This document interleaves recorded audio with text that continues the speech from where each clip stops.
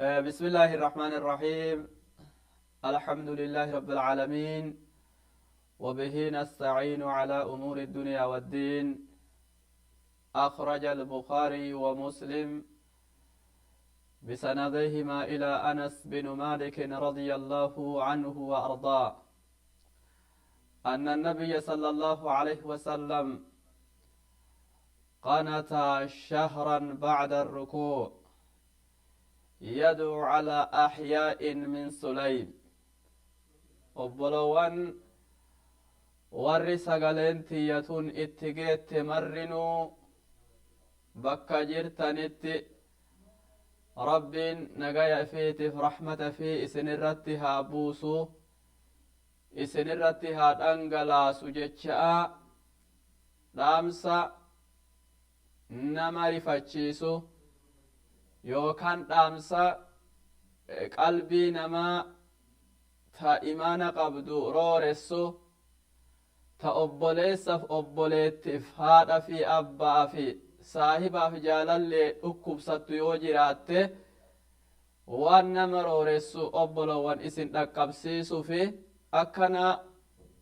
matatti dhagayame numaratti haa dhagayamu jechuu fi dhaamsi akka yaadattan biyya teenna tanurraa dhufne sani mootummaan Itiyoophiyaa eega baatii muraasa waraanan biyya teenna bulchuu aansite isin marruun yaadattanii torbaan dabre kana keessatti labsa haarawa labsite akka state of emergency jedhanii namni tokko manarraa gadi hin baane yoo manarraa gabbahee argame akka inni ruuha isaa dhabu jechaa dabarsanii saniif duuba yeroo haalli akkanaa cimaan ummata nu dura dabre ummata nabiyyichi keessa jiru ummata sahaaba'aa san haalli akkanaa yoo mudate maal tahan maal dalagan isaan waan jedhu diqqoo isinii ibsuufi. Anas ilma Maalik kaadima rasuulati namni marruuni yaadatanii beeka nabiyyichi keenya sallallahu alaihi wasallam qanata shahran ba'da rukuu' gaaf tokko baatii takka guutuu rukuu'a godhee rakaa maayyii keessatti eega irraa bahe qunuuta godhee rabbi kadhata jedhe. Alaa ahyaa'in min Suleym gosa takka ta Suleymi jedhamturratti warra khiyaanaa qurraa'a rasuula irratti dalage nam 70 qurraa'a warra qaraatiin beekame nu haa barsiisanii nuuf ergi jedhaniini karatti khiyaanaa warratti dalage sanii baatii takka guutuu nabiyyichi irratti kadhate nuun jedhe Anas ilma Maaliki. Duuba riwaaya abbaa daawwee keessatti akkaataan itti kadhatan ifa bahee jira. riwaaya abbaa daawwee Abdullah ibn Abbaas radiyallahu anhumaa wa ardaahumaa أن النبي صلى الله عليه وسلم قنت شهرا متتابعا باتي تك والدوك كانت تجد عبد الله بن عباس الليل yoo wal duuka kadhate jedhu fi zuhri salaata zuhrii keessatti wal casri salaata casrii keessatti wal maghribi salaata magribaa keessatti wal cishaa'i salaata ishaa'ii keessatti wa salaati subhi fi duburi kulli salaatin idaa qaala sami'a allahu liman hamida min arraka'ati alakiira booda kulli salaata shananii tana yoo sami'a allahu liman hamidaa jedhee irraa bahe rakaa irraa maayyii keessatti yadcuu alaa ahyaa'in min suleymin wa riclin wa dhakwaan wa cusayya wa yu'amminu man khalfahu والحديث في سنن أبي داود وحسنه علامة العلباني عليه رحمة الله. صلاة الشنن كيستو ركاء الرابودا كيستي نكرة تجد رسولك صلى الله عليه وسلم قصة سليمي سنرد gosa ammallee ricliiti fi zakwaani fi cusayyaa gosa tanarratti kadhata warra qurraa'a fixe kana rabbaatii guutuu nabiyyichi salaata shanan keessatti irra kadhate jedhe. Tanaafuu dhaamsi walii dhaamnu lajnaan daa'imaan warri fatwaaf caalamni addunyaa kun filee kaayetu jira. Culamaa'ii lajnaa daa'imaan iftaa warra kaayame jira. maal jedhan hadiisa kana lamaan irraa bahthii godhanii ثبت أن النبي صلى الله عليه وسلم يقنت عند النوازل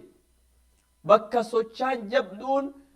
cimtuun ummata irratti argamtira rasuulli qunuuta godha jedhan du'aa'ii qunuutaa kadhata inni yaduu cala almuctadiin warra wasanaa ummata irratti bahu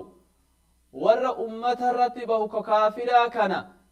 ka dawlaa mataa jabaattu akka dawlaa biyya Itoophiyaa tana warra isii fakkaatu kana ka wasanaa namarratti bahan ka ruuhii namaa fixan ka qabeenya namaa hammeessan ka nama hidhatti guuran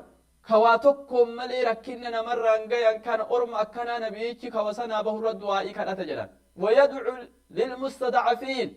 ورا للافا كمسلماتف كمسلمان تهين اللي بالخلاص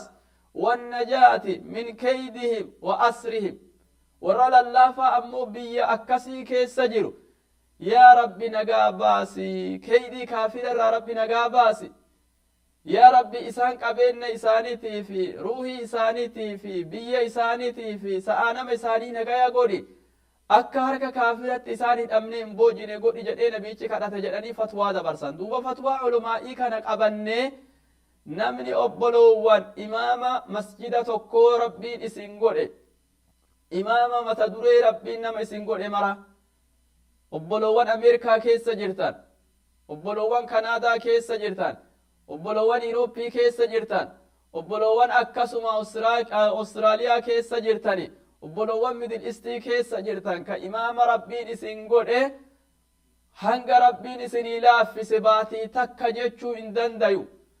salaata haga rabbiin isinii laaffise irratti guyyaa hagana jechuu hin dandayu dhaamsi kun dabarsa aansine akka masjidu tawfiiqitti masjidu tawhiidilleen aanse masaajidni biroolleen aansun mala haa dhaamsa argatuu dhabnu male tanaafuu obboloowwanii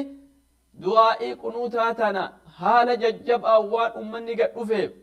meeshaan qabnu kalolluunnu kabbaadii darbinuu qabnu masaa'ila darbinuu qabnu quwwaa tokkoon qabnu quwwaan nu qabnu rabbi qabna du'aa'ii qabna bakkatti nu alaamne ten utti geetu tadandogongorre qabna rabbii guddaa qabna